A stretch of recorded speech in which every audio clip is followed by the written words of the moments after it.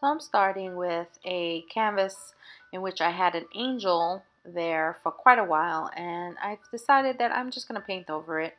I'm just going to start anew, and so I'm starting with some yellow paint and painting the edges and painting the whole canvas.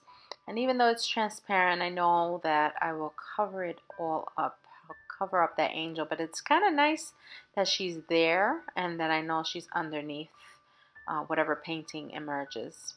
So here I'm trying something new. I'm trying to do a tree, and I'm playing around with this. It doesn't quite work out in the end, but the point is that I'm taking a risk and I'm trying something completely new.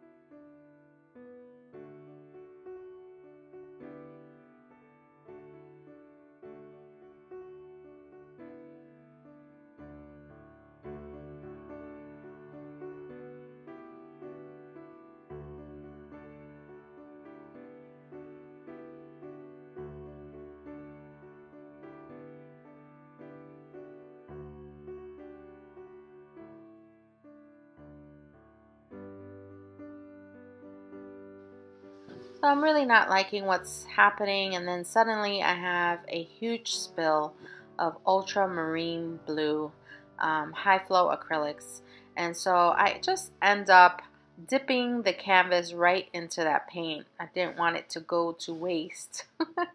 And so I just play with that. It's okay. I'm okay with letting go of what I was doing and starting anew once again. And now I'm just playing around with just adding different colors and using a catalyst wedge and making some lines across and down. And I'm kind of liking that grid look. I just spray painted some Liquitex, and I continue to do that and continue to use that catalyst wedge. Now I'm playing with some stencils and still playing with that brilliant blue.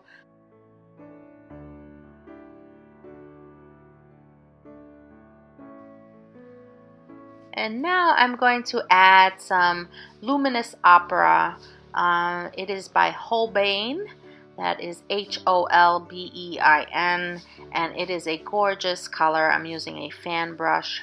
It's kind of creating a nice little texture, and it really gives the background some vividness. So I decided I'm going to make a face, and I'm using a white charcoal pencil, which is one of my favorite things to use.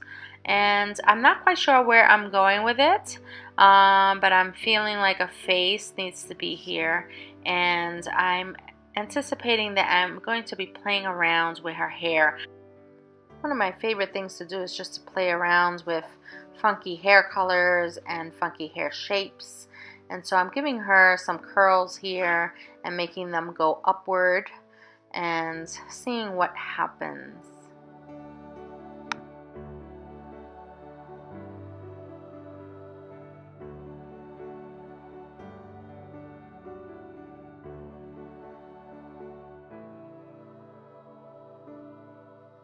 So for the skin tones, I tend to use craft paint, which is chalky. I like the consistency of it. I like the coverage of craft paint, and so I use various brands. I use Americana, I use Folk Art, and I use some lighter tones and some darker tones to create the highlights and shadows. But I tend to like a porcelain look to the skin. Um, And so you'll see that I go through a lot of layers of skin tone until I get to the point where I feel that it's exactly how I want it. I hope you enjoy the rest of the video, and I'm going to add any materials I use in subtitles.